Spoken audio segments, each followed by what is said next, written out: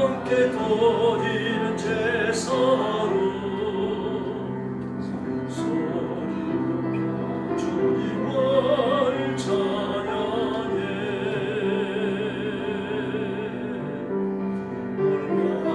올바르신 하나님 자녀된 우리 경배하고 나의 찬양을 드리네.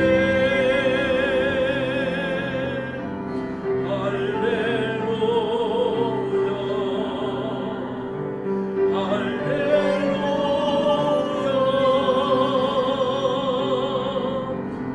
입술의 열매는 드리오니.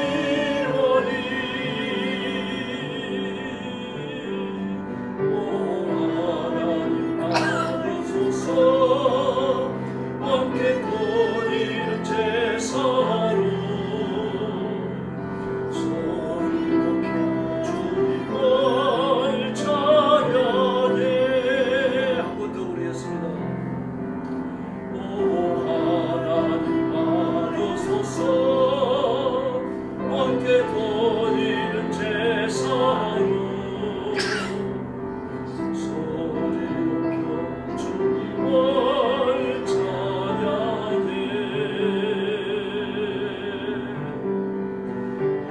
하나님이신 하나님 자녀된 우리 경배하고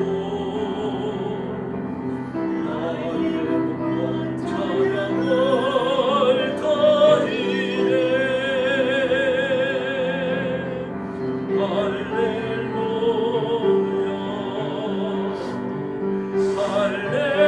할렐루야. 입술의 열매는 드리오니.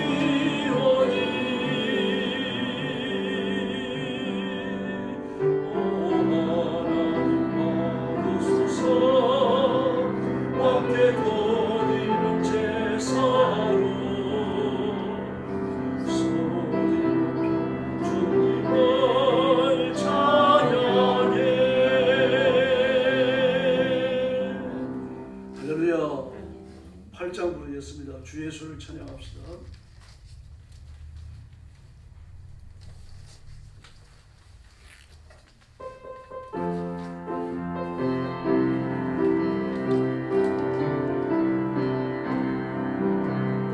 주 예수를 찬양합시다. 뭐가 훔친 건데 뭐가 훔친 건데. 주 예수를 찬양합시다. 오 나의 가장 기쁨. 오 해피데이 오 해피데이. 주 예수 오시네. 오 해피데이 오 해피데이. 오 나의 가장 기쁨. 주 예수를 찬양합시다. 뭐가 훔친 건데 뭐가 훔친 건데. 주 예수를 찬양합시다. 오 나의 가장 기쁨. 오 해피데이 오 해피데이. 주 예수 오시네. 오 해피데이 오 해피데이. 오 나의 가장 기쁨. 할렐루야. 네, 경배 10장 부르겠습니다. 주 예수 사랑 기쁨.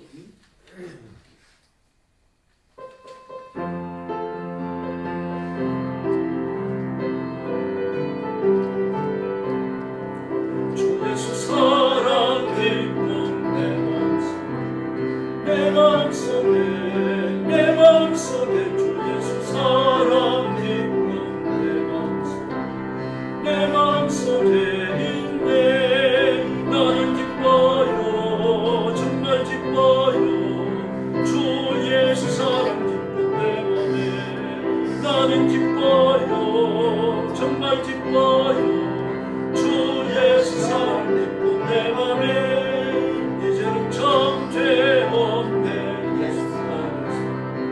예수 안에서 예수 안에서 이제는 정죄 없네. 예수 안에서 없네. 나는 기뻐요 정말 기뻐요 주 예수 사랑 기쁜 내 맘에. 나는 기뻐요 정말 기뻐요 주 예수 사랑 기쁜 내 맘에. 이제는 해방됐네. 예수 안에서 예수 안에서 이제는 해방됐네. 예수 안에서 해방. 나는 기뻐요 정말 기뻐요 주 예수 사랑 기쁜 내 맘에. 나는 기뻐요 정말 기뻐요 주 예수 사랑 기쁜 내 맘에. 3절 이제는 해방됐네. 예수 안에서 예수 안에서 이제는 해방됐네. 예수 안에서 해방. 나는 기뻐요 정말 기뻐요 주 예수 사랑 기쁜 내 맘에. 나는 기뻐요 정말 기뻐요 주 예수 사랑 기쁜 내 맘에. 할렐루야. 찬송 부르겠습니다. 찬송가 526장입니다.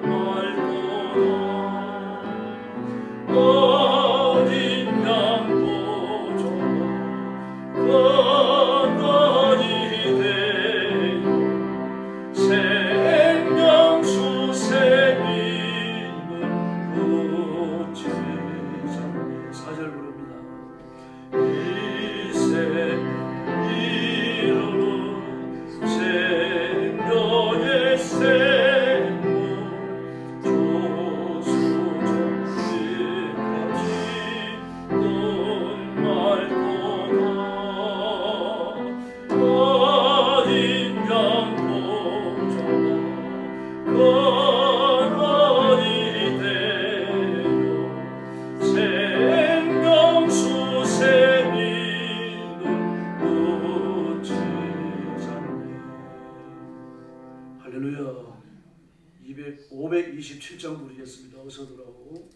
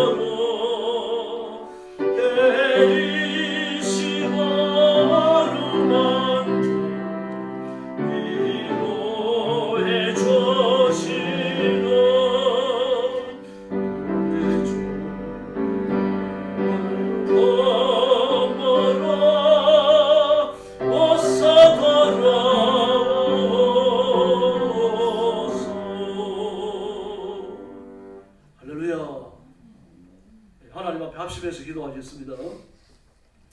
오늘 밤 우리가 드리는 예배가 하나님 앞에 드려지는 거룩한 예배 산제사 되도록 뜨겁게 기도하시고, 예배 드리는 우리 자신의 성결을 위해서 특별히 부르시기 바랍니다. 마음을 물처럼 쏟아서 기도하고, 숨겨진 죄들을 토설하고 기도하고, 하나님의 성결이 회복되도록 뜨겁게 기도하고, 말씀 전하는 저와 말씀을 받는 여러분 자신들을 위해서 부르시기 바랍니다. 또 여러분 자신이 복을 받고 가정이 화평하기 위해서, 또 교회가 부흥하기를 위해서 뜨겁게 부르셔 주기를 바랍니다. 같이 기도하겠습니다. 자비하신 아버지, 은혜를 감사합니다. 오늘 아침도 저희들을, 오늘 밤에도 저희들을 주 앞으로 불러주시고 엎드려 경배하며 하나님 앞에 영광 돌리게 하시니 감사합니다. 이 시간 주의 성령께서 능력과 권능으로 임하시고 온 성도들을 사로잡으시고 그 입술의 강구와 하나님 앞에 거룩하게 상달되는 귀한 시간이 되게 하여 주옵시기를 원합니다. 하나님 앞에 예배하기에 합당하지 못한 가슴에 더러운 죄들을 품고 왔을지라도 이 시간 주의 보혈로 씻기시고 성기를 회복시켜 주셔서 산제사 기쁨의 제사 거룩한 예배를 하나님 앞에 드리고 응답받는 시간 되게 하여 주옵시기를 간절히 원합니다. 우리의 심령이 새로워지게 하여 주옵소서. 우리의 마음을 물처럼 쏟아 기도하게 하여 주옵소서. 숨겨진 죄들이 소리치며 드러나게 하여 주시옵소서. 성결의 회복이 이루어지게 하여 주시옵소서. 말로 지었지 행동으로 지었지 마음으로 범한 죄들이 하나님 앞에 토설되어지고 깨끗함을 입도록 도와주옵시기를 간절히 원하고 기도합니다. 내가 거룩하니 너희도 거룩하라고 말씀하시고 하나님의 거룩하심을 회복하는 귀한 시간이 되도록 우리 하나님 역사하여 주옵시기를 간절히 원하고 기도합니다. 자비하신 하나님 아버지 예배 불러주시기를 바랍니다. 우리 온 성도들의 은혜를 믿고 하나님의 능력으로 보장하고 성령의 권능으로 보장하고 진리의 말씀으로 보장하여 하나님의 복받은 성도들 되게 하여 주옵시기를 간절히 원하고 기도합니다. 말씀을 전하는 존재에게 은혜를 주시옵소서. 이 말씀을 주시던 아버지의 심정으로 말씀을 전하게 하시고 말씀에 가감하지 않게 하시고 말씀을 순수하게 전할 수 있도록 역사해 주시기를 간절히 원하고 기도합니다.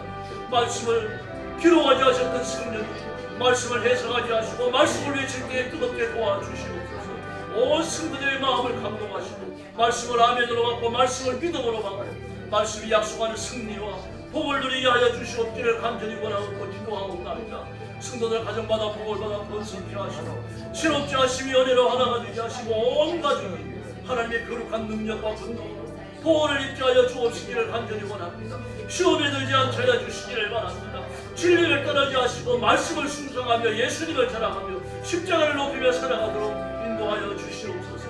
세상이 어떻게 변할지라도 우리 믿음이 변치 않게 하여 주시기를 바랍니다. 우리의 심령이 변치 않게 하여 주시기를 바랍니다. 우리의 영이 날마다 새로워지는 은혜를 입게 하여 주옵시기를 간절히 원하고 기도하옵나이다. 교회를 주님 앞에 맡깁니다.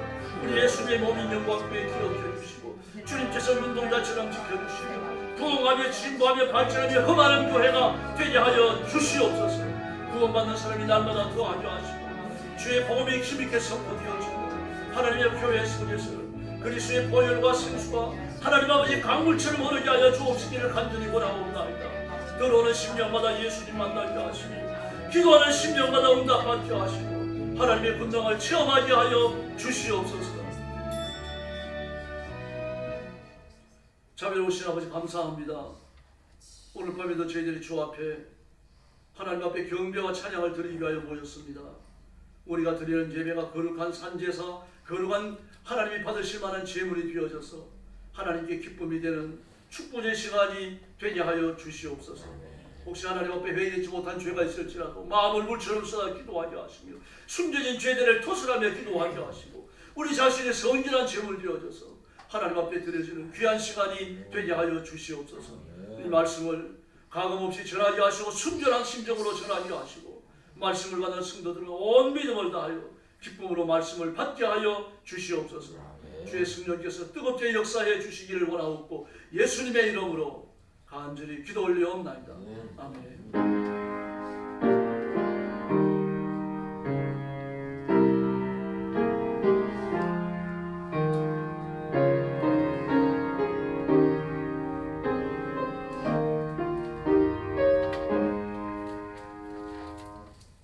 하나님 말씀 봉독하겠습니다. 베드로전서 제1장 13절부터 17절까지입니다. 신약성경 378페이지입니다.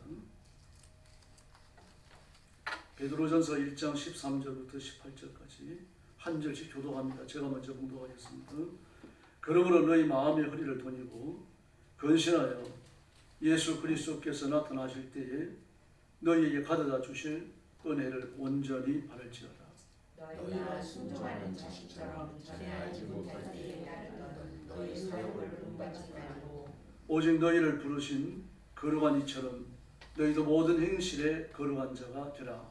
기록되었으되 내가 거룩하니 너희 거룩한 자가 되라. 17절 같이 봅니다. 외모로 보시지 않고 각 사람의 행위대로 심판하시는 이를 너희가 아버지라 부른즉 너희가 나그네로 있을 때를 두려움으로 지내라. 아멘. 말씀의 제목은 그리스도인의 책임입니다. 13절에 보면 그러므로 그랬습니다. 이 말씀은 베드로전서 1장 1절의 말씀을 다 받는다는 뜻입니다. 믿음으로 구원받고 믿음으로 살고 그리스도께서 부르신 소명을 다가 충성을 다하는데 생명까지 다 바칠 것을 바울 사도께서는 청구했습니다. 이 말씀을 받는 것입니다. 그래서 우리가 예수 믿고 하나님의 자녀가 되어졌고 말씀대로 살기로 결심했고 복음의 사신과 사도가 되어 살기로 결심했기 때문에 너희는 마음의 허리를 도니라 그랬습니다. 마음의 허리를 도니라. 이 말씀은 마음을 굳게 먹으라 그런 뜻입니다. 조석변하지 말라는 얘기죠. 좀 반대에 부딪혔다고 그래가지고 소극적으로 변해버리고 풀어지면 온 천하가 지거신 것처럼 되고 그러지 말라는 얘기입니다. 일절 변하지 아니하는 원리와 원칙을 따라 행하라는 그런 뜻입니다. 마음을 굳게 먹으라. 건신하라고 하는 이 말씀은 행동을 조심하라는 뜻도 있습니다만 정신을 차리라고 하는 뜻입니다. 너희가 마음을 굳게 먹고 정신을 차리라 그 말씀을 하시는 겁니다. 그러므로 우리의 마음을 뒤흔들어 놓는 것이 있고 우리의 정신을 뺏어가는 것들이 세상에 가득 찼다는 이야기죠. 그런 것들로부터 현혹되지 말라라고 말씀을 하십니다. 그래서 그렇게 살아서 마음을 굳게 먹고 정신을 차려서 예수 그리스도께서 재림하실 때 여러분들이 받을 그 은혜를 끝까지 받을 때까지 끝까지 기다리세요. 그렇게 말하겠습니다. 그러므로 우리의 인내가 말씀대로 살고자 하는 복종과 결단이 예수님의 재림 때까지 계속돼야 된다는 얘기입니다. 이게 무슨 말입니까? 예수님이 언제 오실지 모른다는 얘기입니다. 뭐 예수님이 30년 후에 온다면 30년 안에 죽을 사람들은 베드로전서 1장 13절은 좀 이렇게 가볍게 넘어가도 되잖아요. 성경 그렇게 되어 있지 않습니다. 마음을 굳게 먹고 정신을 차리는데 여러분들이 재림하시는 예수님께로부터 은혜가 주어질 때까지 그때까지 기다리라 그렇게 말해요. 인내하는 얘기죠. 그러므로 우리의 인내는 하루 이틀 한두 달 1년 안에 끝나는 게 아닙니다. 살아있다면 숨이 다하는 그날까지 우리가 다행히 죽지 않는다고 하면 예수님이 재림하시는 그날까지 우리 정신 차리고 십자가 굳게 붙들어야 할 줄로 믿습니다. 그래서 14절에 보니까 이제는 순종하는 자녀가 되었으니 이 순종하는 걸 전제합니다. 하나님께 순종한다는 얘기죠. 거듭났다는 것을 이야기하는 겁니다. 때로는 불순종하잖아요. 우리 100% 순종하는 건 아니죠. 순종하려고 애를 쓰지만 불순종하는 것도 있습니다.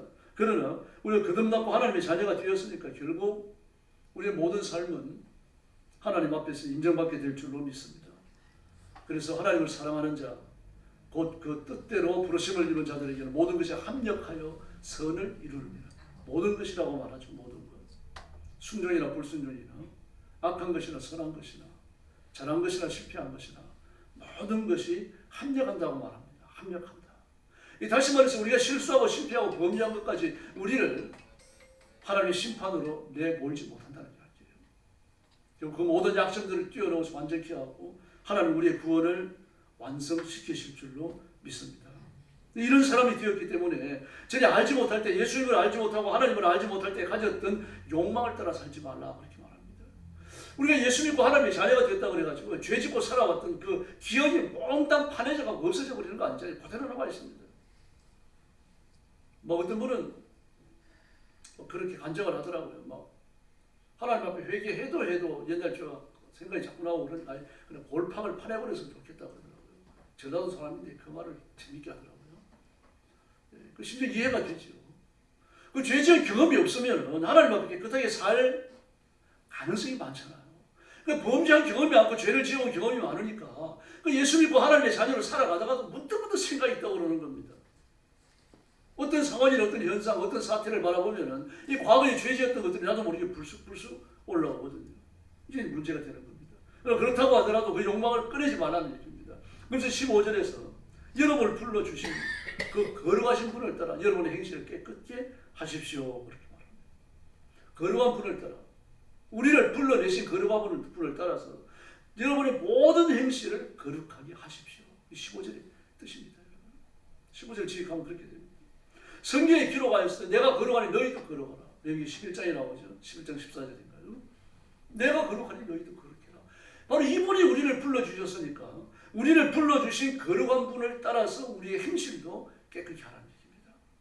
우리의 모범이 성경에 있고 하나님께 있는 거죠. 땅에 있는 게 아니라는 얘기입니다. 세상을 마케팅하는 그 순간에 넘어지는 겁니다.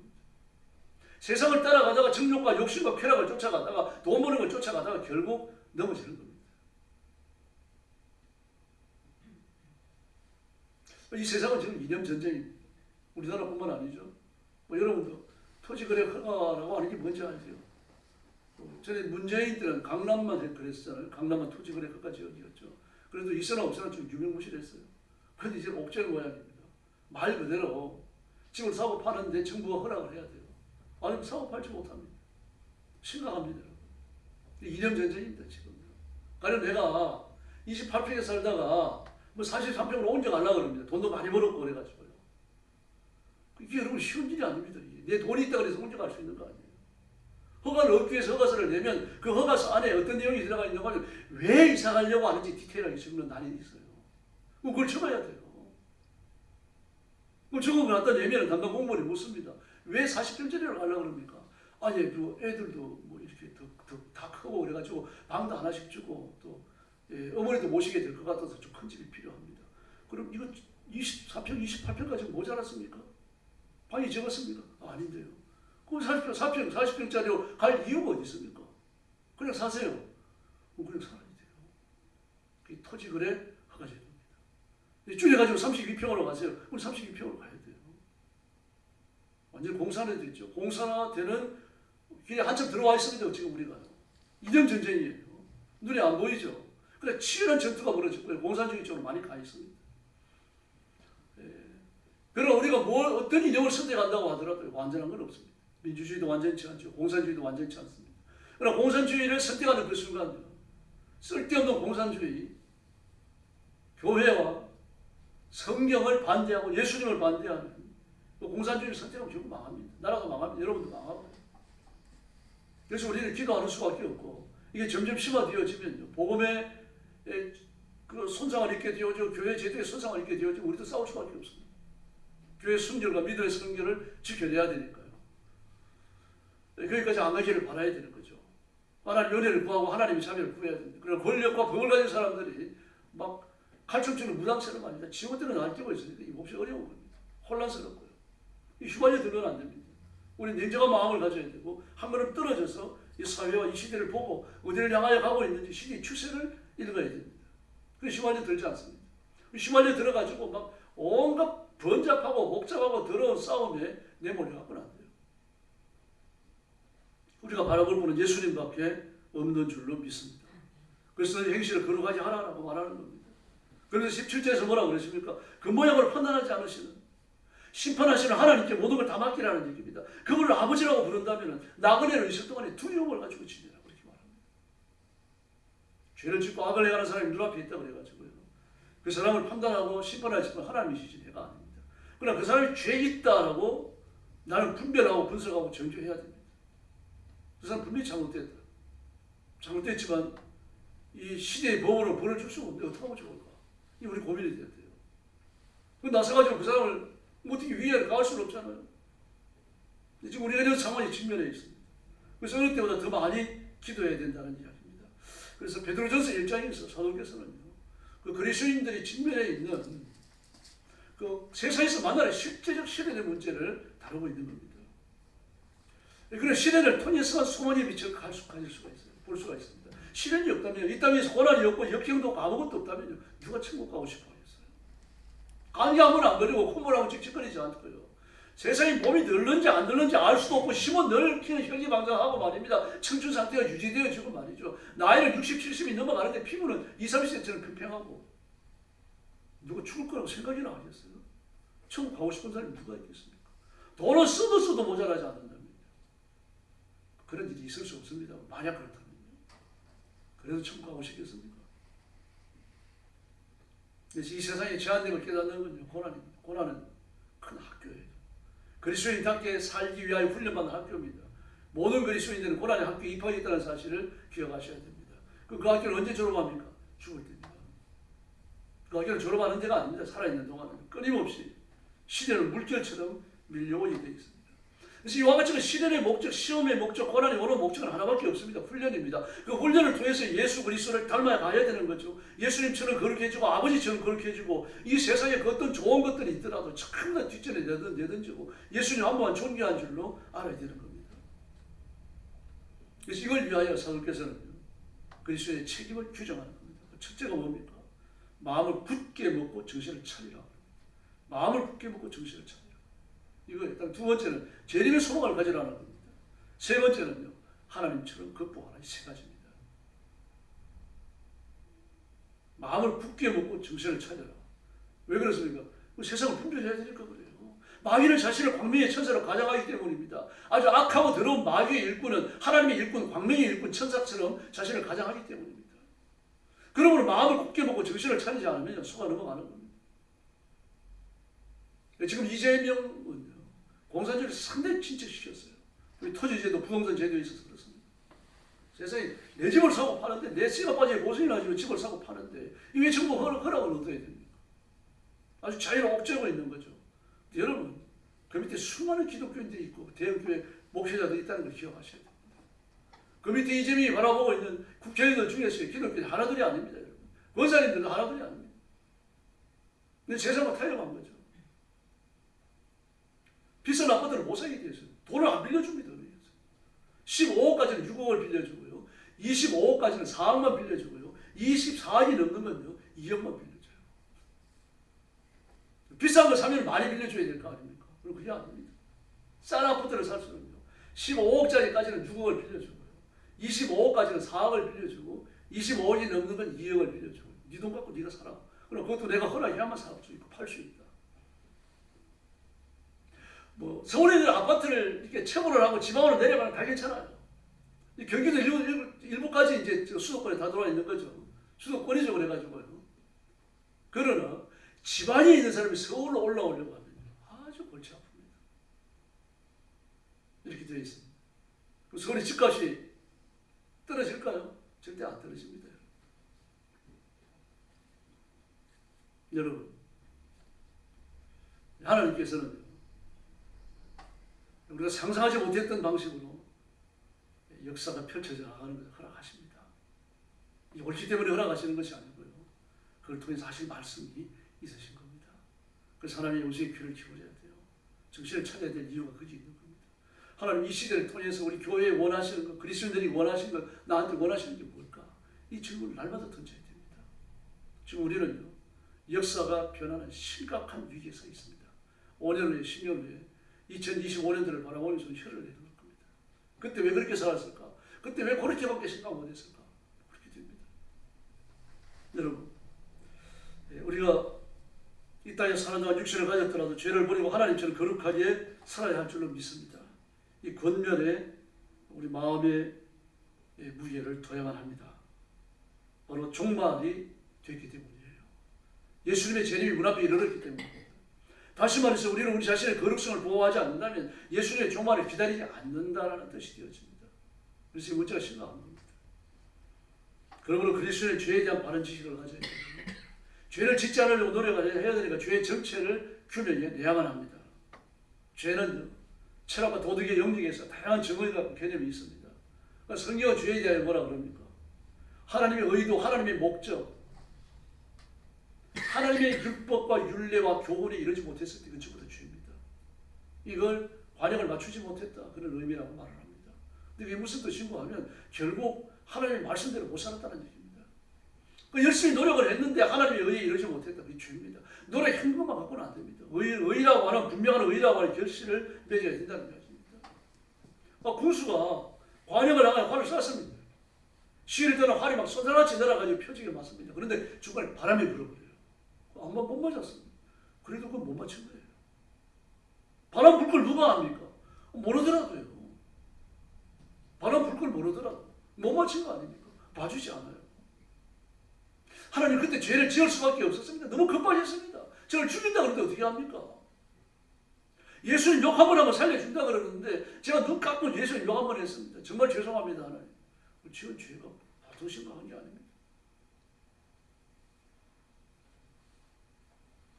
다른 유다들 한 번에 입맞춤으로 예수님을 죽고 이런 게 두 번, 세 번 반복한 거 아니에요. 단 한 번이에요. 그러나 구원의 반전에 들어서는 것도 어떤 겁니까? 단 한 번의 신앙 고백으로요. 예수님과 같은 날 십자가에 못 박혔다가 그리고 하나님의 나라 나온 천국에 이런 사람들이 있습니다. 일생 동안 예수님이 누군지 몰랐습니다. 하나님을 섬겨본 적이 없습니다. 그 자신을 거룩하게 하기 위하여 훈련받을 기회도 없었어요. 십자가 위에서 예수님을 향한 신앙의 고백을 단 한 번 했을 뿐이고 그때부터 죽기까지 얼마의 시간도 흐르지 않았습니다. 깨끗하게 살 기회가 없었고 회개할 기회도 없었습니다. 그러나 천국에 이릅니다. 찰나적 선택이죠. 그러나 가는 자는 어떻습니까? 이 자신의 삶을 돌아볼 수 있는 3년의 세월이 있었습니다. 자기가 예수님을 팔 건지 말 건지 이걸 결정하는 게 순간적으로 이루어진 게 아닌데 얼마나 많은 고민과 고통을 겪고 난 다음에 그걸 결정을 합니까? 그런 다음에 예수님을 배신의 입맞춤으로 팔아는 겁니다. 이런 순간적인 선택은 죄가 아니에요. 베드로와 같이 불식간에 지은 죄가 아니라는 얘기입니다. 그 계획적인 죄예요. 다시 말해서 죄에 빠져나올 수 있는 수없는 기회가 많이 주어졌었다는 얘기입니다. 죄를 버릴 수 있는 예수님을 끝까지 따라가서 신앙을 고백할 수 있는 수많은 기회가 있었어요. 회개의 기회가 3년간 주어졌다는 이야기입니다. 그러나 그는 그 기회를요 깡그리 짓밟아 버렸습니다. 그리고 마치 파멸을 선택합니다. 우리 천국에 가면 그런 주들은 못 봅니다. 없어요. 천국에. 그래서 하나님께서 로마서에서 이렇게 말씀하십니다. 로마서 3장 23절에 보니까 모든 사람이 죄를 범하였으니 하나님의 영광에 이르지 못하느니 할렐루야.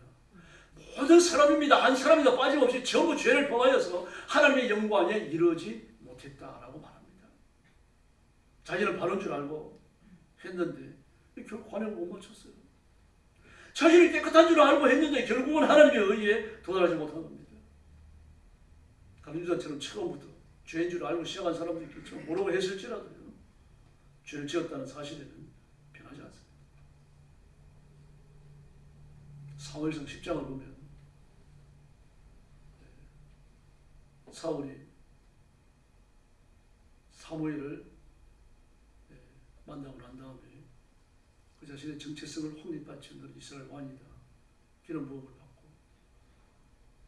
그리고 나서 그가 집으로 돌아갑니다. 왕군이라는 게 없었죠. 집으로 돌아가는데 사무엘이 뭐라 그럽니까? 7일 후에 내가 갈 테니까 당신이 거기서 기다리십시오. 그렇게 말합니다. 여기 보면 너는 나보다 앞서 길가로 내려가라. 내가 네게로 내려가서 번제와 화목제를 드리리니 내가 네게 가서 너의 행할 것을 가르칠 때까지 7일을 기다리라라고 말해요. 7일을 기다리라. 그럼 7일을 기다리면 되는 거 아닙니까? 7일을 기다리는 것은 사울의 몫이에요. 사무엘은 7일 후에 반드시 와야 되는 겁니다. 근데 그 시에 무슨 일이 벌어지면 블레셋이 쳐들어옵니다. 쳐들어와서 칼을 휘두르고 창을 휘두르고 말입니다. 사울아 이리로 나와라. 너 죽이겠다. 살려주지 않는다. 막 온갖 협박을 당하고 말입니다. 막 말발굽을 굴리고 그러니까 막 얼마나 풀겠어요. 기도에도 응답이 없고요. 어떻게 해야 될지 알 바를 못하고 사무엘은 7일 후에나 온다 그러는데 지금 며칠 지났으니까 또 며칠 지나야 오는 거죠.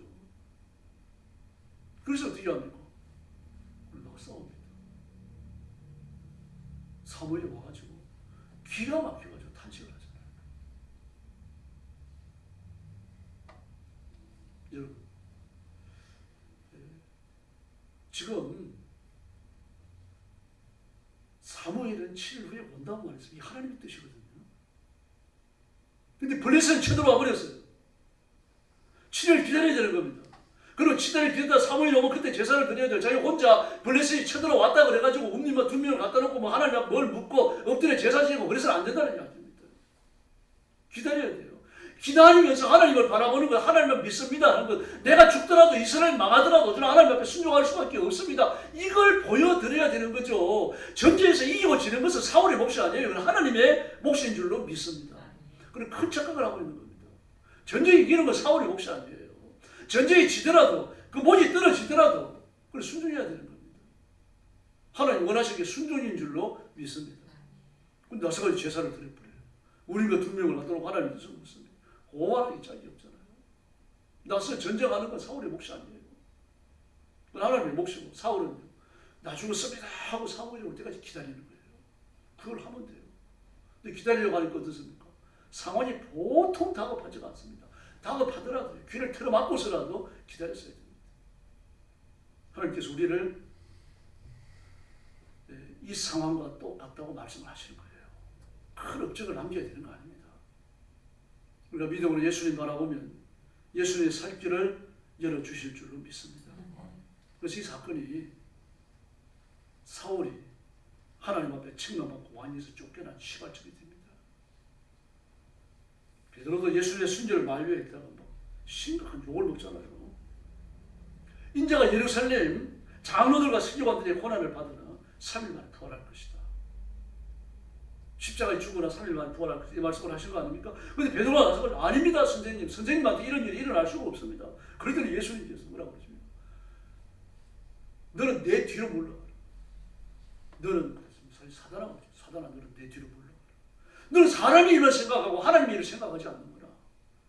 야, 이 가치관을 무너뜨리는 일 아닙니까? 그럼 스승이 십자가에 죽고 3일 만에 살아나신다고 하는데 그럼 선생님 잘 죽으세요. 그래야 됩니까? 십자가에 잘 죽으세요. 그래야 되는 겁니까? 그런 일이 일어나서 안 됩니다. 만류해야 되는 겁니까? 저는 인지상정을 따라 만류한 겁니다. 그 만류했더니 뭐라고 그러십니까? 너는 왜 하나님의 일을 생각하지 않고 사람의 일을 생각하는 거야? 그럼 어떻게 해야 됩니까? 그 말을 들으면 베드로는 거기서 울어야 돼요. 예수님 붙들고 울어야 됩니다. 주님 저도 십자가 같이 갈게요. 그게 베드로가 할 일이지. 십자가 지지 마세요. 이게 베드로가 할 일이 아닙니다. 십자가 지는 건 하나님의 뜻이에요. 예수님이 십자가를 지시는 건요. 그 필연적으로 져야만 하시는 겁니다. 이거 피해갈 수 있는 길이 아니거든요.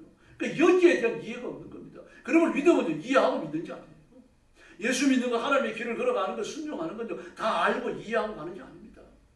믿음으로 순종해서 가는 줄로 믿습니다. 그 옛날에 덮어놓고 믿는다고 그랬잖아요. 그 말씀 일면은 맞습니다. 무조건 믿어야 돼요. 무조건 머리를 숙여야 할 줄로 믿습니다. 베드로는 충성을 다했지만 결국 하나님 앞에 욕먹고 맙니다. 저주받았어요. 사탄아, 이 마귀 새끼야. 그 말 아닙니까? 여러분, 나는 옳은 줄 알고 있는데 결과적으로 하나님의 뜻이 아닙니다. 내 욕심과 정욕과 기분에 치우친 판단과 결정과 행위일 수 있는 거죠. 그러므로 우리는 신중해야 됩니다. 자신을 하나님 앞에 놓고 신중하지 교훈해야 됩니다. 그리고 오늘날도 이런 그리스도인들이 얼마든지 있을 수 있어요. 나는 사랑하는 마음에서 했는데 결국 하나님께 불충성한 것이 된 겁니다. 또 범죄가 될 수도 있는 거죠. 발전해갖고요. 그래서 우리 주변에 이런 일들을 만난다면 하나님의 말씀을 늘 판단을 받아야 됩니다. 나 어떤 사람이 그럽니다. 난 너무 힘들어가지고 11조를 못해. 그럼 아이고 힘들면 11조 못할 수 있지. 다음에 하면 돼. 그런 말 절대로 해서는 안 돼요. 여러분. 11조 누구 명령입니까? 하나님 명령입니다. 11조 할지 안 할지 그 11조 하는 사람이 결정하는 건 맞아요. 결정하는 건 맞지만 11조 안 하는 범죄하는 것에 대해서 여러분 편들어서는 안 돼요. 여러분. 죄를 도망하는 겁니다. 같이요. 여러분 그렇게 말해야 됩니다. 야, 너 정신 차려라. 11조 안 한다고 너 떼고자 되냐? 차라리 11조 하고 11조 한 것만큼 돈을 더 써야 되니까 그만큼 하나님 앞에 가난하게 살아. 그래 물질 달라고 기도해. 나도 기도해 줄게. 그게 오는 거예요, 여러분. 이걸 편들어서는 안 됩니다. 우리 하나님 편을 들어야 할 줄로 믿습니다. 정 본의가 딱 하고 힘들면 여러분 돈을 주세요. 네가 11조 얼마 하냐? 20만 원 하는데 그럼 내가 너한테 매달 10만 원씩 줄게. 주세요 그렇게. 하나님 앞에 불순종하기로 결심한 거 하나님 앞에 말씀대로 살지 못하는 거 결심할 때 그 편들지 마시라는 말입니다. 하나님 싫어하십니다. 줄 성수도 마찬가지입니다. 예배도 마찬가지고요. 예배 한번 빠질 수 있지. 한번 빠질 수 있는 예배가 아닙니다. 여러분. 주일 예배예요. 하나님 앞에 예배를 드리기로 작정을 해놓고 약속을 해놓고 드리는 예배 이건 정규 예배 아닙니까? 정규 예배는 하나님과의 약속이에요. 이 약속을 지켜가는 것이 뭡니까? 그게 하나님께 대한 순종입니다. 이걸 내 스스로 깨뜨려서는 안 돼요. 수요일 7시 30분에 수요일 예배 드리겠습니다. 약속했잖아요. 그 약속을 지키는 거예요. 주일 오전 11시에 주일 오전 예배 드리겠습니다. 하나님과 약속을 지키는 거죠. 아무리 바쁜 일이 있더라도 교회 나오셔야 돼요. 예배를 드려야 됩니다. 집안에 출장을 가고 해외에 출장을 가서 정봉주에 나오기 어려우면 가까운 교회에 나가셔야 되는 거예요. 그래서 하나님 앞에 예배를 드려야 됩니다. 그리고 안식 교훈을 할 때 말씀드렸습니다만 안식이 클라이맥스로 폭발하는 날이 언제입니까? 주일 예배예요. 여러분. 주일 예배를 하찮게 생각하면요. 안식도 하찮게 생각하는 겁니다. 뭐 애들이 큰일 했을 때 마찬가지다. 큰일 했다고 점수 잘 나갔냐?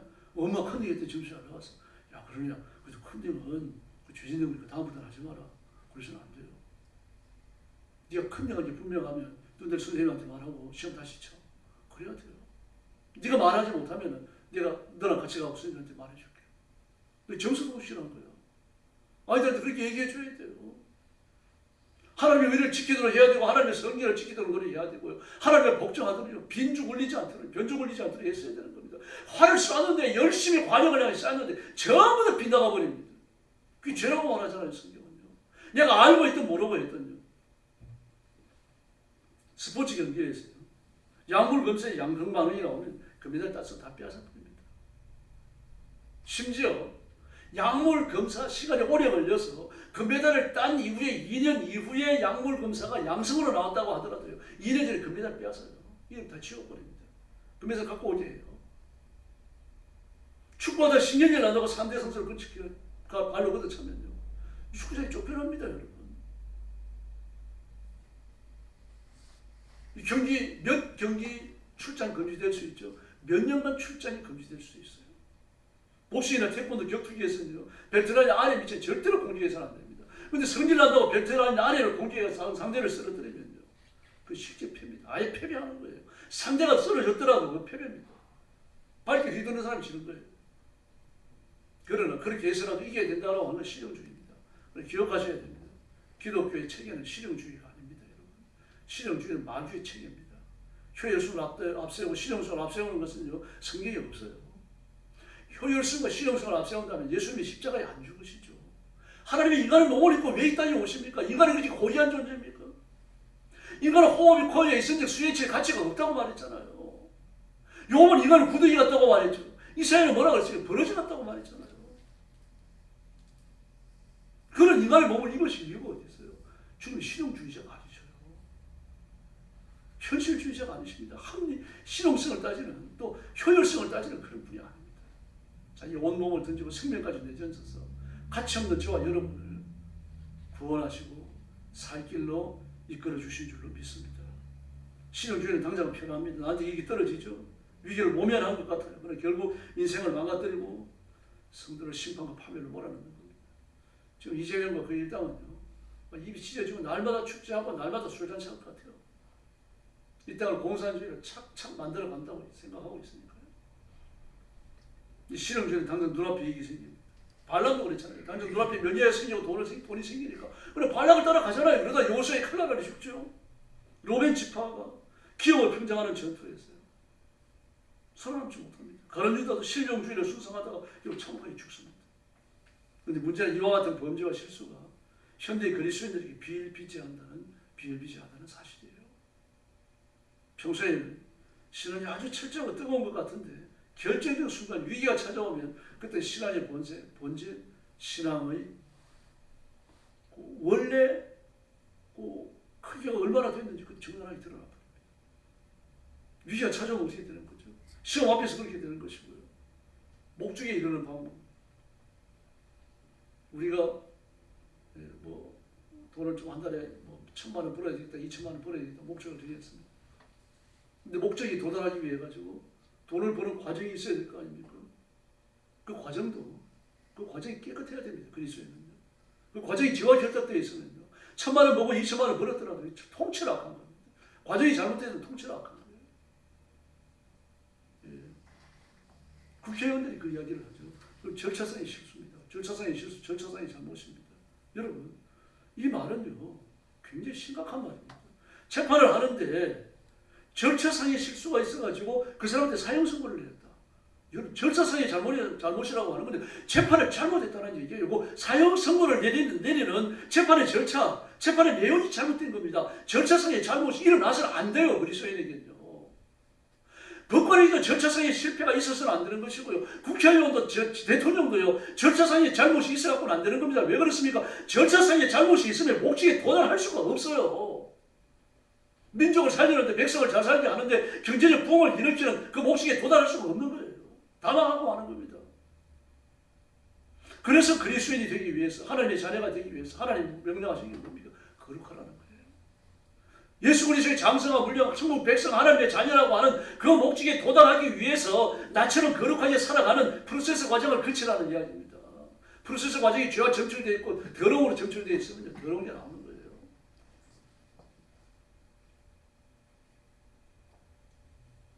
이 어민이라고 부르는 족제비가 있습니다. 추운 지방에 많이 사는데요. 특이하게 족제비는 털이 희다고 해요. 털이 흰데 그 땅 밑에 사는데 어떻게 털을 희게 가꾸게 했어요. 털을 돌보는 겁니다. 막 이빨로 이렇게 물고 저렇게 썰어내리고 말입니다. 온갖 노력을 다 해가지고 털을 너처럼 희게 보관을 해요. 근데 족제비 굴을 2개 파잖아요. 한쪽 굴은 오물을 묻혀놓습니다. 한쪽 굴은요 족제비가 나오면 잡을 수 있도록 옥로를 놓는 거죠. 나오다가 보니까 옥로가 있거든요. 그리고 반대편 굴러가는 겁니다. 반대편 굴러가니까 어떻게 됩니까? 오물이 묻어 있거든요. 그럼 자기가 잡힐 줄 알고 옥로가 있는 굴러 나와요. 털을 더럽히지 않기 위해서요. 참 사람보다 나은 것 같아요. 저도 그 기록을 읽으면서 깜짝 놀랐습니다. 동물인데 이런 게 있을까? 여러분, 우리가 이익에 너무 집중하지 마시고 목적에 집중하지 마십시오. 우리의 목적은 예수님인 줄로 믿습니다. 우리의 목적은 땅에 속한 게 아니에요. 그 예수님, 하나님의 거룩하심, 천국 백성, 이게 우리의 목적이거든요. 하나님 복을 만들고 목적입니다. 여기에 도달하기 위해서, 이 결과를 만들어내기 위해서, 열매를 맺기 위해서 그 과정이 같이 깨끗해야 됩니다. 이 하나님께서 요구하시는 겁니다. 그러므로 그 과정, 목적에 이르는 과정, 프로세스 과정이 죄와 짧겠다고 하면요, 아무리 열심히 해도 상이 없습니다. 막 많은 돈을 벌고 높은 사람들하고 사귀고 말입니다. 막 좋은 음식을 먹고 큰 집에 살고 아무리 그랬다고 하더라도요, 상이 없어요. 이번에 그 화방위원장인가요? 최민희요. 그것도 뭐 국정감사기관에 그 국회의원, 그 국회 사랑채에서 자기 딸 결혼식을 하고 저도 깜짝 놀랐는데 저도 그런 거 본 적이 없거든요.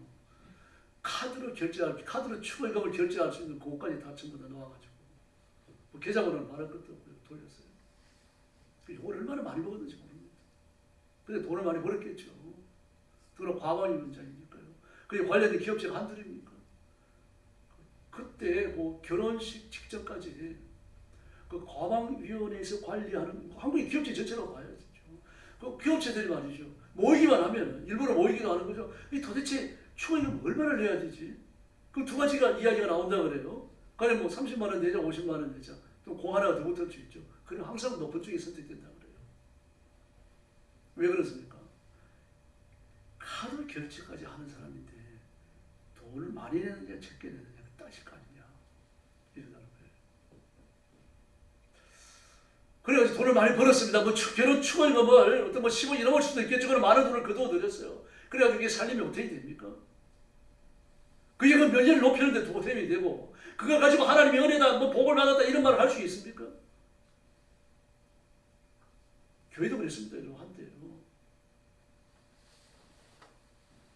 산부인과 의사하고 있는 교회 집사가 낙태 수술을 해가지고 돈을 많이 벌고서 거기에서 11조를 하고 감사헌금을 하고 그 메시지가 없으면 모릅니다. 메시지가 있어. 하나님 복을 많이 주셔서 감사합니다. 세상에 낙태 수술 많이 해놓고 그게 복을 주신 겁니까? 죄를 다발로 지었죠.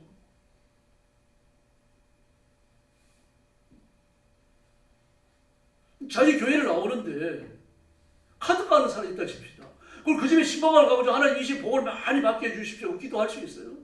카드 까 잘 되게 해달라는 거 아닙니까? 카드 까이 얼마나 지독한 사치입니까? 누구나 카드 까 하는데 저도 가봤습니다.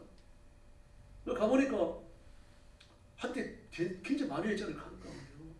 이 실제로 그 물건을 파는 전자샵을 그대로 흉내를 내놨어요.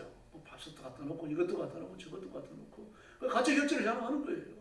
그 웃돈을 얹어갖고 해주고 나머지 돈 현금으로 내주고요. 그 법을 악용하는 거죠. 상을 얻지 못한다고 그랬어요. 디모데후서 2장 5절에 보니까요. 경계하는 자가 법대로 경계하지 아니하면 멸류관을 얻지 못하리라고 말합니다. 올리브의 꽃이라고 하는 마라톤도요. 아무리 1등으로 꼬리를 냈다고 하더라도 자전거를 타고 들어왔다. 그걸로 나가립니다. 끝입니다. 스키 점프에서도 1등을 했다고 하더라도 약물 보장같이 밝혀지면요. 그 메달을 그날로 뺏깁니다. 신앙도 마찬가지입니다. 우리가 법대로 믿어야 할 줄을 믿습니다. 성경이 명령하는 대로 살아야 하고 성경이 명령하는 대로 봉사하고 세상 살이를 운영해야 됩니다. 법대로 기도하지 않았다면 응답이 없습니다. 기도가 아니기 때문이에요. 예수님께서 변호사에 올라가셨을 때 베드로와 야고보와 요한을 데리고 올라가셨고 12 중에 셋을 데리고 올라가셨으니까 밑에 9이 있는 거 아닙니까? 그런데 악한 영에게 붙들려가지고 말입니다. 그 아들이 불만 보면 뛰어들어가고 물만 보면 뛰어들어가고 그래요. 그러니까 그 아버지가 24시간 애 붙들고 있어야 되니까 그 살림이 뭐가 되겠습니까? 그 집안이요. 농사를 지을 수 있겠어요? 짐승을 키울 수 있겠어요? 뭐 얼마나 절박하니까 안 해본 게 뭐가 있겠습니까? 그런데 예수님이 악한 영들을 쫓아내고 사람에게 자유를 준다 그러니까 왔어요. 왔는데 제자들만 9이 있는데 스승은 없는 거예요. 그럼 혹시 제자들도 할 수 있지 않을까? 달려 들었어요. 제자들이. 얼마 전에 했잖아요. 12명 작전 내보낼 때만 악한 영이 쫓겨나가고 병자가 일어나고 말입니다. 굉장한 역사가 자기들 손을 대서 일어났거든요. 근데 암이 달려 들어가지고 안수하고 난리를 치는데 꼼짝도 안 합니다. 그대로 있어요. 근데 예수님이 내려오셔가지고 악한 영을 쫓아내니까 그냥 나가버립니다. 제자들이 놀랐어요. 선생님은 하시는데 왜 우리는 안 됩니까? 그래서 예수님이 뭐라 그러십니까? 기도와 금식 외에는 이런 주가 나갈 수 없느니라. 개혁 성경에는 금식은 빠져 있습니다. 기도 외에는 너희들은 했지만 기도가 아니라는 얘기죠. 기도했는데 기도 아닌 게 있다는 이야기입니다. 법대로 한 기도가 아니죠. 그러니까요. 병 고치는 능력을 자랑하고 말이죠. 악한 영을 쫓아내는 능력을 자랑하고 내 어떤 사람이다. 이거 한번 내보려고 그러고 말이죠. 어디서 내보려고 그러고 기적이 일어나는 걸 하나님이 행하시는 기적을 자기 면전을 위해서 자기 욕심을 위해서 써보려고 한 거 아닙니까? 하나님 한번 부려보려고 한 거 아니에요. 기도가 아니죠. 법대로 믿지 않은 다른 주는 천국이 없습니다. 법대로 믿지 않은 대마도 천국이 없고요. 법대로 믿지 않은 교회 나오는 현대 그리스도인들도 천국에 못 옵니다. 우리가 법대로 믿어야 됩니다. 법대로 믿는 자는 누굽니까? 예수님께 순복하고 예수님을 높이고 예수님의 이름으로 사는 사람들입니다. 그렇지 않으면요, 그 기록 안에 지워집니다. 그래서 죄는 강화할 위력을 갖고 있습니다. 죄는 반복됩니다. 불이 어려워서. 어제 지은 죄 회개했다 그래갖고 앞으로 안 짓게 되는 거 아닙니다. 한 번 회개한 죄 다시는 안 짓는다면 얼마나 좋겠습니까? 교회 안에 성인들이 여럿씩 있을 겁니다. 스님 바실레우스 하루 영안이 열렸어요. 기이한 모습을 봅니다. 한 사람이 항아리에 물을 붓는데 밑바닥이 깨져 있어요. 밑바닥 한 귀퉁이가. 그러니까 아무리 물을 부어도 차오르질 않는 겁니다. 부어봐야 다 물이 새 나가니까 뭐 절반도 못 채우는 거죠. 그때 천사가 나타나가지고 설명을 해줍니다. 이 사람은 가장 비련한 사람이다. 마음에 굳은 결심이 없어서 한 가지 착한 일을 하고 돌아서 가지고 한 가지 악한 일을 하니 먼저 뻔한 선한 일이 아무런 의미가 없으신다. 이 결심하고 하나님 앞에 한번 순종을 했습니다. 그래 돌아서 가지고 또 불순종을 한다는 이야기입니다. 사람이 너무 착해서 그래요. 너무 착해갖고요. 착한 사람들이 이 사람이 이런저런 응하고 저 사람이 저러저런 응하잖아요. 그러지 말고 결심하고 하나님께만 복종을 바치시기를 바랍니다. 또 한 광경을 봅니다. 어떤 사람을 보니까 산 위에서 나무를 베고 있는데 이미 나무를 베갖고 한 집 치게다 공간놨어요. 그 집어주고 내려가면 되잖아요. 근데 나무를 또 베고 있는 거예요. 천사가 또 이렇게 말합니다. 현재 저 사람은 자기가 가지고 있는 그 많은 악과 인생의 짐을 그대로 두고 다른 짐을 더 만들고 있으니 저 사람은 여기서 헤어나지 못한다. 밀어난 거죠. 다시 말해서 후회했다고 회개한 게 아닙니다. 기도했다고 짐을 하나님께 맡긴 게 아닙니다. 실제적으로 인생의 주도권을 하나님께 드려야 할 줄로 믿습니다. 그리고 회개한 죄는 다시 잊지 않으려고 발버둥을 쳐야 됩니다. 예를 써야 되죠. 그러기 위해서는 성령의 권능을 입는 수밖에 없습니다. 걔가 화였던 것에 돌아가는 것처럼 말이죠. 미련한 사람들은 잘못을 저지르고 회개하고 또 그 죄로 돌아가는 겁니다. 그걸 반복하는 거죠. 그럼 구원받지 못했다는 건 아닙니다. 그럼 마귀의 계교에 속여가지고 일생 동안요 하나님 안에 못 누립니다. 그 죄는 감춰지지 않습니다. 아무리 노력을 한다고 해서 저는 감춰지는 게 아닙니다. 반드시 드러나게 되어 있습니다. 어떤 경도를 통해서든지요. 그 죄는 하나님 앞에 그래 생각날 때마다 드러내야 됩니다. 이 길 지나가다가 하나님이 어떤 죄가 생각나게 하시면요, 그 자리에 서가지고 기도하든지 아니면 뭐 가까운 화장실에 들어 앉아가지고 벽에 타고 앉아서 기도하든지 어쨌든 회개하셔야 돼요. 그때 성령께서 나를 만지시는 때거든요. 성령님 사정을 봐주시지 않습니다. 내게 가장 중요한 것, 복된 것, 그리고 하나님의 은혜를 입을 것, 이런 것들을 기억하시고 그리고 그것을 위해서 우리에게 감동을 주시는 겁니다. 그리고 성령의 감동을 따라 살면요, 반드시 축복의 결실을 맺게 될 줄로 믿습니다. 죄가 있으면 인정해야 됩니다. 하나님 죄를 고백하는 사람, 죄를 용서해달라고 비는 사람 절대로 버리지 아니하십니다. 그러므로 성경의 가르침에 귀를 기울여야 됩니다. 오늘 이야기하죠. 정신을 똑바로 차려라. 마음을 단단히 먹고 정신을 똑바로 차려라. 재림을 믿으면서 기다려라. 예수님을 본받으라. 이 말씀을 하시는 겁니다. 이것이 나그네 때를 두려움으로 보내는 겁니다. 그래서 우리가 지금까지 믿음을 지키면서 살아온 것처럼 앞으로도 믿음을 지키면서 살고 더 건절적으로 예수님을 사랑하고 세상과 짝하지 말고 자신을 드려 하나님을 기쁘시게 해드리는 귀한 종들이 되기를 예수님의 이름으로 축원합니다. 기도하겠습니다. 자리하신 아버지 하나님 감사합니다. 오늘 밤에도 주 앞에 와서 엎드리며 하나님의 은혜를 구하고 하나님 말씀대로 자신을 하나님 앞에 헌신하며 살아왔는지 살펴보게 하시니 감사합니다.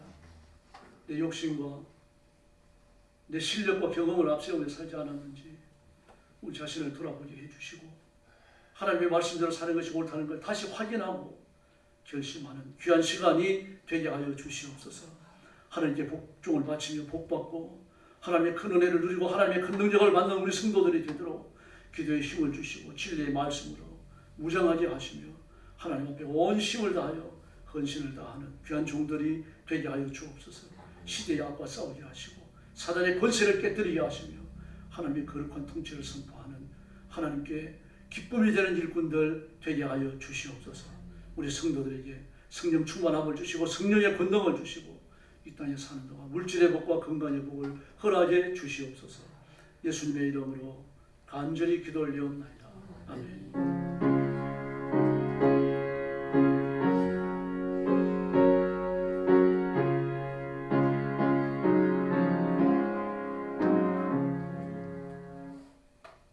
210장 찬송하겠습니다.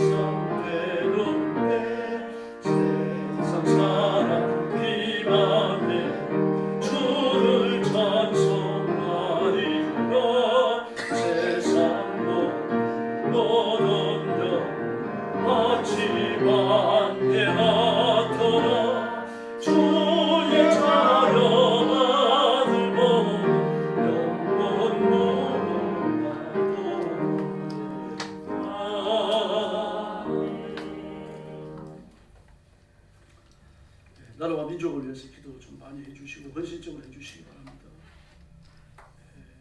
토지거래 허가 제도가 법적으로 제정되고 선포가 돼서 지켜집니다. 정부의 허락을 안 받으면요, 집 못 팔고 못 사요 지금요. 팔고 시골로 내려가는 건 자유롭습니다. 서울 안에서 이동하는 거, 또 시골에서 서울 올라오는 거요, 정말 어려우십니다. 거의 불가능해져요.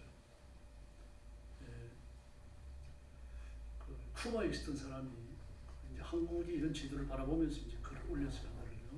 어떤 글을 올렸는가 하면은 그 쿠바 공산화 될 때, 그러니까 글을 올린 사람이 할아버지 할머니 때죠. 그때 이제 자기는 이제 뭐 할아버지 할머니도 계시고 처자식 있고 이러니까 식구가 많지요. 근데 지금 집으로는 안 돼요. 그리고 모아놓은 돈도 좀 있어야 큰 집으로 갈 수 있습니다. 근데 큰 집으로 가고 아이들 공부를 해야 되니까 그 서울 좀 중심가로 말하자면 그 쿠바 하바나 중심가 서울 중심가로 우리로 말하자면 나가고 싶고, 그러면은 지금 자기가 살고 있는 집과 서울 중심가에 살고 있는 그 집을 가지고 있는 사람하고 이렇게 의견이 맞아갖고 나는 그 집으로 이사를 가고 그 집은 우리한테로 이사를 오고, 그러니까 큰 집에서 작은 집으로 오니까 그 작은 집으로 오는 사람에게 얘가 돈을 좀 더 주고, 이게 맞으면은 요걸 가지고 허가를 얻으러 올라가면 허가 쉽게 나요. 그것도 허가 돼야 되는 겁니다. 그러니까 여인이 그런 집을 만나가지고 자기가 하바나로 이사했던 경험을 이렇게 이야기를 했어요. 서울이 이렇게, 한국이 이렇게 됐다고 하니까 믿어지지가 않네요. 그렇게 말하면서. 이렇게 되면 집과 그 주거의 제한이 주어지게 되죠. 다시 말해서 함부로 이사를 못하게 된다는 얘기입니다. 여기에 강제성이 따라오게 되어지면 그때 북한처럼 되는 거죠. 토지 거래를 허가하느냐 마느냐가 아니고 허락하느냐, 그렇게 결정이 되어버렸죠. 그 하나가 결정이 되는데 많은 것들이 불편해집니다. 다시 말해서 공산주의가 상당히 진행된 거예요.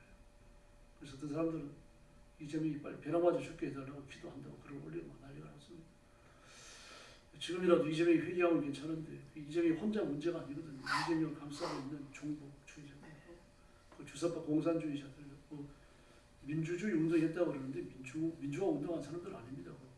종북 주사파 운동한 사람들이에요. 주사파가 언제 나타나는가 하면 1988년도에 그 이후는 전부 다 공산주의 운동이에요. 그 이제는 민주화 운동이 맞습니다. 그 지금 국회에 들어와 있는 사람들이요, 전부 종북 운동하는 사람들이죠. 민주화 운동하는 사람 싹 빠져나갔습니다. 아무도 없어요. 그래서 좀 기도하는데 심혈을 좀 기울여 주시기를 바랍니다. 우리가 예상하지 못했던 그런 법들이 앞으로 계속해서 만들어질 거예요. 그리고 제 생각으로는 윤석열 전 대통령 살아서 못 나옵니다. 감옥에서요. 그리고 살아서 나온다고 하더라도 큰 영향을 못 미칩니다. 다시 말해서 이 일은요, 윤석열 대통령이 나오느냐 그 안에 있느냐의 문제가 아니에요. 살아있는 우리 문제예요. 우리가 풀어야 돼요. 우리가 기도해야 되고 우리가 하나님의 은혜를 구하고 하나님의 기적을 구해야 됩니다. 그게 가장 우선입니다. 그리고 저 11월 달에 추수감사주일이 있고 종교개혁주일이 또 마지막 주에 있고 그렇습니다. 이제 뵙 계신 분들하고 인사 나눠주시죠.